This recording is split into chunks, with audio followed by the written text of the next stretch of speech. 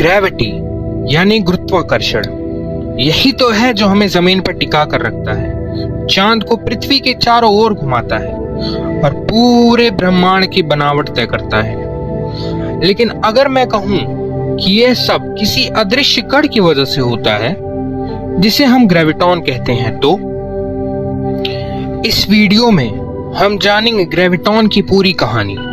ये क्या है, कहां से आया, क्यों आज भी एक रहस्य है ये, और अगर हम इसे खोज पाए तो ब्रह्मांड की समझ ही बदल दी जा सकती है। तो चलिए शुरू करते हैं और चल पड़ते हैं क्वांटम फिजिक्स की सबसे अजीबोगरीब दुनिया की ओर। तो बात शुरू करते हैं सबसे बेसिक चीज से। ग्रेविटॉन एक काल्पनिक कण है, यानी अब तक हमें यह मिला नहीं है, लेकिन फिजिक्स के हिसाब से इसका होना मुमकिन माना जाता है। जैसे प्रकाश को फोटॉन ले जाता है और स्ट्रॉन्ग न्यूक्लियर फोर्स को ग्लूऑन, वैसे ही ग्रेविटी को ग्रेविटॉन ले जाता है, ऐसा माना जाता है। ग्रेविटी को अगर बातचीत मानो तो ग्रेविटॉन वह संदेश है जो दो वस्तुओं के बीच पास हो रहा है। बाकी सभी बल यानी फोर्सेस एक फ्रेमवर्क में फिट हो जाते हैं, जिसे कहते हैं हम क्वांटम फील्ड थ्योरी। लेकिन ग्रेविटी कुछ अलग ही तरीके से काम करता है। आइंस्टीन ने बताया था कि ग्रेविटी असल में कोई फोर्स नहीं है, बल्कि स्पेस टाइम में आया हुआ कर्वेचर या झुकाव है, जिसे हम जनरल थ्योरी ऑफ रिलेटिविटी कहते हैं। अब क्वांटम मैकेनिक्स और जनरल रिलेटिविटी को मिलाना आसान नहीं है, और ग्रेविटॉन इसी कोशिश का एक हिस्सा है। कई कारण हैं जिनसे लगता है ग्रेविटॉन हो सकता है। क्वांटम थ्योरीज कहती हैं कि सभी बल पार्टिकल को एक्सचेंज करने से बनते हैं। ग्रेविटी में भी कोई पार्टिकल होना चाहिए, और वही है ग्रेविटॉन। थ्योरी के अनुसार ग्रेविटॉन की प्रॉपर्टी कुछ ऐसी होंगी, जैसे उसका मास 0 होगा, उसका चार्ज 0 होगा, उसका स्पिन 2 होगा, और इसकी स्पीड जो होगी वो लाइट की स्पीड होगी। स्पिन 2 होना इसका खास गुण है। ये बताता है कि ग्रेविटॉन सिर्फ खींचता या अट्रैक्ट करता है, धकेलता या रिपल नहीं करता, जैसे ग्रेविटी केवल अट्रैक्ट करती है। अगर हम बात करते हैं स्ट्रिंग थ्योरी की, इसमें हर कण असल में एक छोटा सा कंपन या वाइब्रेशन करता हुआ धागा होता है, जिसे हम एक स्ट्रिंग कहते हैं। अगर स्ट्रिंग एक खास तरीके से वाइब्रेट करे तो ग्रेविटॉन की तरह बिहेव करता है।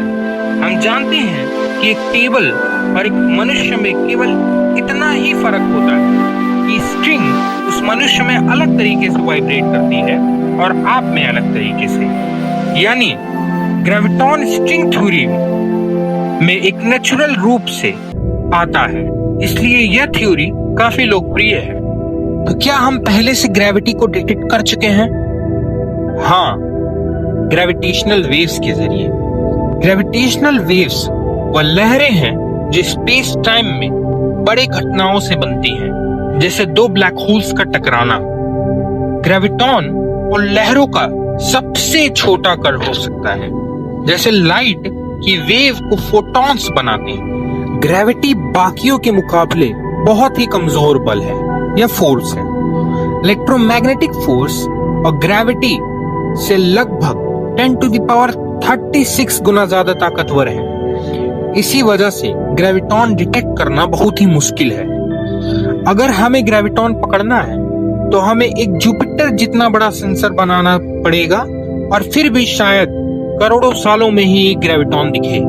कुछ वैज्ञानिक दूसरे तरीकों से ग्रेविटी को समझाने की कोशिश कर रहे हैं, जैसे लूप क्वांटम ग्रेविटी। ये मानता है कि स्पेस टाइम खुद छोटे छोटे लूप्स में बना हुआ है, जैसे casual set theory. Space time को छोटे छोटे कणों से बना हुआ माना जाता है। असिम्प्टोटिक सेफ्टी, हाई एनर्जी पर ग्रेविटी कैसे बिहेव करेगा, ये समझने की कोशिश है। इनमें से कुछ थ्योरीज में ग्रेविटॉन की जरूरत ही नहीं पड़ती, तो आखिर ये सब हम कर क्यों रहे हैं? ग्रेविटॉन को खोज पाना मतलब एक बड़ा दरवाजा खोलना, जिससे हम समझ सकें बिग बैंग में असल में हुआ क्या था, ब्लैक होल के अंदर है क्या स्पेस और टाइम भी किसी चीज से बने हैं, ग्रेविटॉन हमें एक थ्योरी ऑफ एवरीथिंग की तरफ ले जाता है, जो क्वांटम थ्योरी, क्वांटम मैकेनिक्स को जनरल रिलेटिविटी से जोड़ने की बात करता है, और एक यूनिफाइड थ्योरी जिसे हम थ्योरी ऑफ एवरीथिंग कहते हैं उसको बनाने की कोशिश करता है। ग्रेविटॉन शायद कभी मिले या ना मिले, या अगले ही दशक मिल जाए, या कोई नहीं जानता, लेकिन यह तय है कि इस खोज ने इंसान को ब्रह्मांड को और गहराई से समझने के लिए मजबूर कर दिया है। अगर आपको ये वीडियो अच्छा लगा तो लाइक करें, सब्सक्राइब करें और कमेंट में बताएं क्या आपको लगता है ग्रेविटॉन असली है। मिलते हैं अगले वीडियो में, तब तक के लिए बी क्यूरियस।